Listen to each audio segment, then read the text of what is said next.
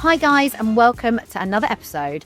I was going to say another episode of Shoptalk Luxe because I've got the Shoptalk Luxe logo in my face, but actually it is still marketing in the madness.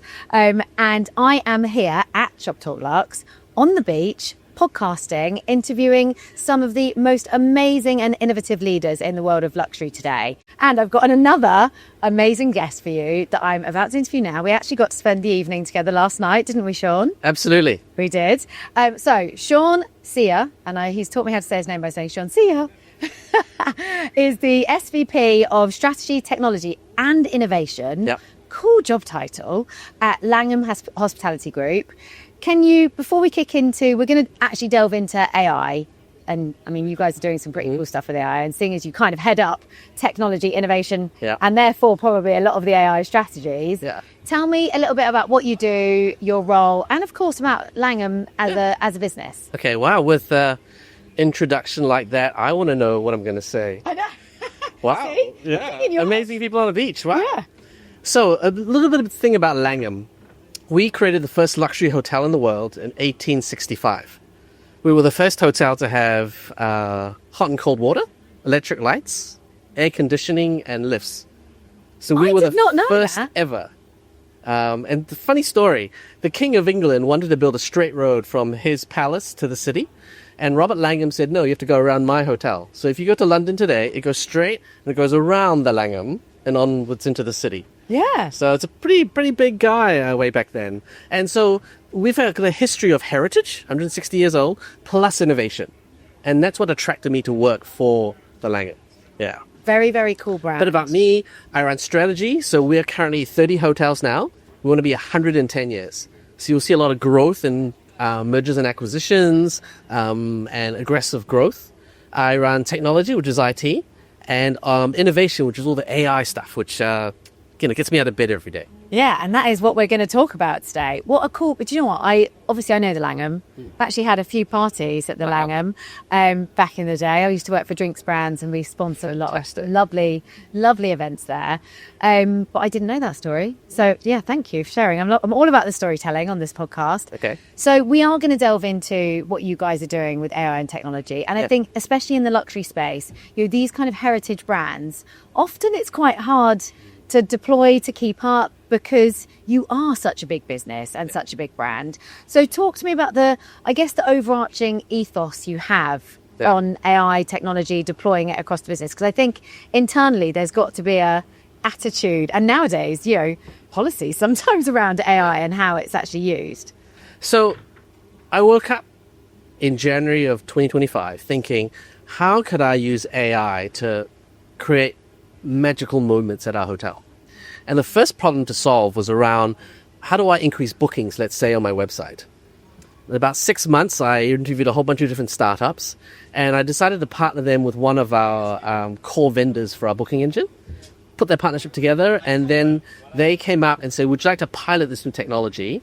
And I said, yeah, why not? Because we're about innovation. We introduced it to one of our hotels, and within about 6 months, we had trained the AI to speak a certain way. We were able to work out how many revenue and room nights it was referring and how many hours saved. So we were able to generate ROI on an AI initiative within about 6 months. We entered it into an award, and I'm not going to say which one we're going to win, but by the time this comes out, it'll be known. But we are going to win an award for our AI innovation, all in 12 months. Amazing. So this was 12 months ago. Yeah. And so that was the first AI. We call that one Sam, because that's our new digital employee. And the whole objective of that is to enable our staff, who are very focused on building the experience in the hotel, to save them time from answering emails and chats and voice calls. That's one. Then the second AI is we call Jarvis, not to be confused with any other Jarvis, but it's our staff training AI. How are we able to teach our staff to fold a bed, serve a drink, park a car? And once again, we load all of that into our Jarvis, and Jarvis speaks 50 languages, voice, chat, email, and is available anytime to our 5,000 staff around the world. So we want to lift their overall intelligence, the ability to create that magical experience. The third one is Zoe. I love Zoe. Zoe's the youngest, and Zoe is what we call strategy AI.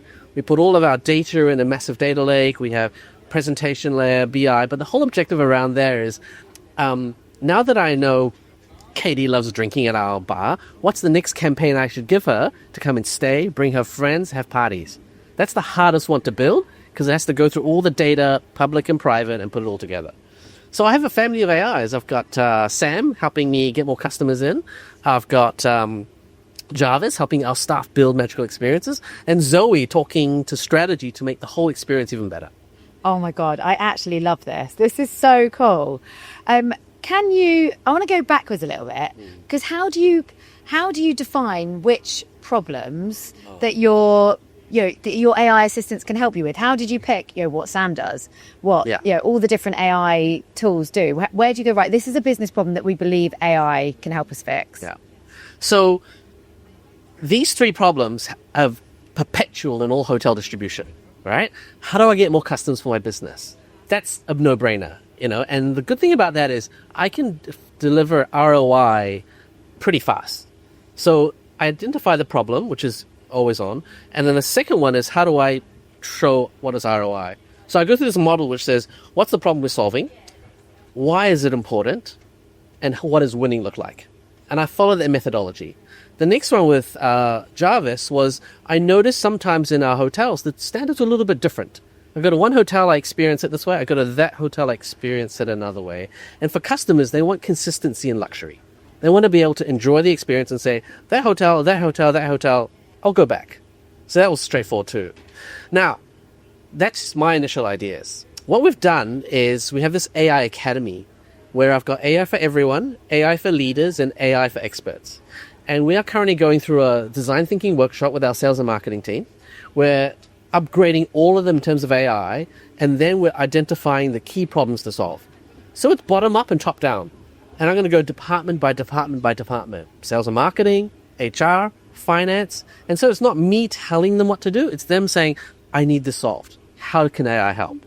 And so you have top-down strategy and enablement and bottom-up demand. And that's how you get something through the whole company.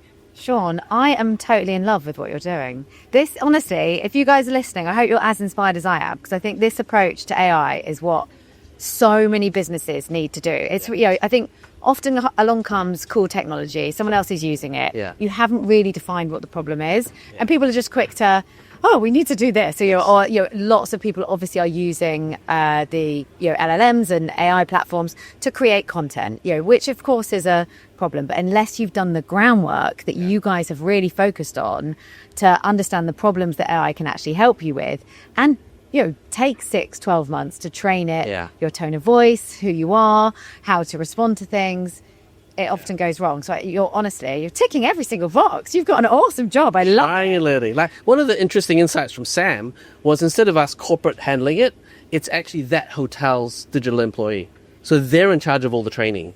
Because I can't scale myself across 30 hotels. But if I can replicate myself in each hotel and they go do it, then they take ownership. Yeah. And that makes it super local and relevant. Rather than corporate office telling you to do this, they want to own it, right? Yeah, exactly. You've brought them along the journey with them, and it's going to, or with you, and it's going to help them to do their jobs better, smarter, faster. That's what this is all about. Yeah.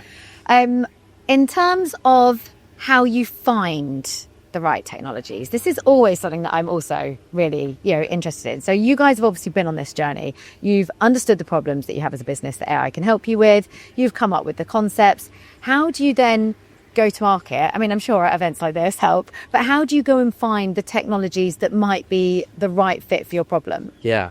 So each AI has a different backend. Okay. So under Sam, it's a business to consumer proposition.